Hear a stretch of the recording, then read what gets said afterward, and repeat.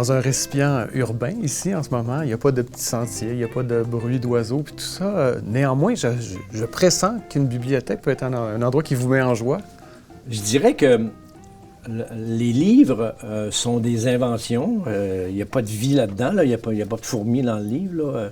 Voici de l'écriture. On est dans l'imagination la plus exprimée. Mais les humains ont la capacité, grâce à leur imagination, de plonger dans un livre et tout à coup d'être dans un état qui n'est pas très différent que si vous faites l'Everest, à bien des points de vue. Puis tout le monde ne peut pas faire l'Everest. Moi, j'ai rêvé de faire l'Everest pendant des années, puis je ne le ferai pas. Là. J'ai fait le Mont-Blanc. Puis je lis des récits d'aventure de haute montagne. Pour remplacer, non, en fait, pour répondre à votre question, sans trop m'éloigner, c'est les humains qui habitent la bibliothèque de façon temporaire ou qui travaillent. C'est la qualité de l'état d'être qui règne qui donne sa valeur à la bibliothèque. Ouais. Le hic majeur, ça serait que tout à coup, on dirait, tout est virtuel maintenant.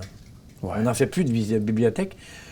Restez chez vous en sécurité, bien confortable, avec votre sandwich.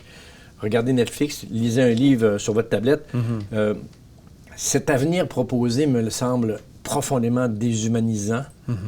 Donc, à ce compte-là, je veux dire, là, ce qui donne du sens à ma vie, c'est que là, je suis avec quelqu'un qui me pose des questions, puis on jase.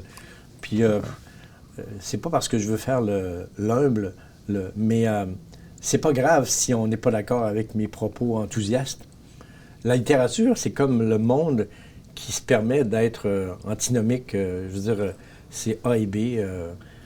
J'aime beaucoup ce rapport des arts et de l'art, la littérature comme art, qui me semble aux antipodes de la science, à laquelle je dois croire. Oui. L'insuline humaine, là, c'est quand même une invention scientifique majeure qui empêche les diabétiques de mourir. Mais si on restreint sa vie au seul aspect rationnel, cartésien et scientifique, il y a une limite qui, moi, me convient pas. Est-ce que vous voulez fréquenter les bibliothèques? En fait, je dois dire que où je vais le plus souvent, c'est à la Maison de la littérature qui est dans la bibliothèque dans le Vieux-Québec. Et j'y vais souvent pour des activités poétiques, pour des lectures, pour du slam. Je participe parfois.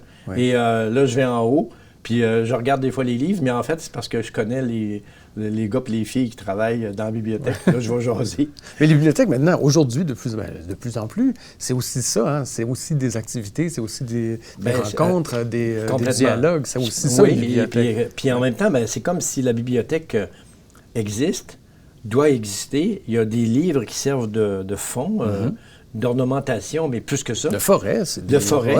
Mais en même temps, sûrement que, comme à Québec, la Maison de la littérature... ils ont rénové une ancienne église, puis là, il y a une bibliothèque, une réelle bibliothèque.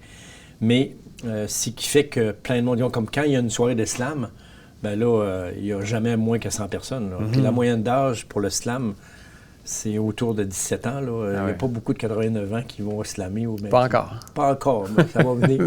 Mais c'est adorable. Le slam, comme ouverture à la parole poétique, m'apparaît comme un cadeau dingue ces années-ci. Ça évite de tomber en componction. C'est... oui.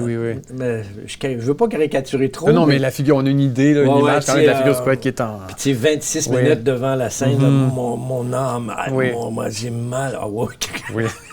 3 minutes, mon homme, puis après ça, on passe à un autre slameur. Là. Mais je fais le con. Là, mais... Oui. Non, mais j'entends très bien. C'est ça.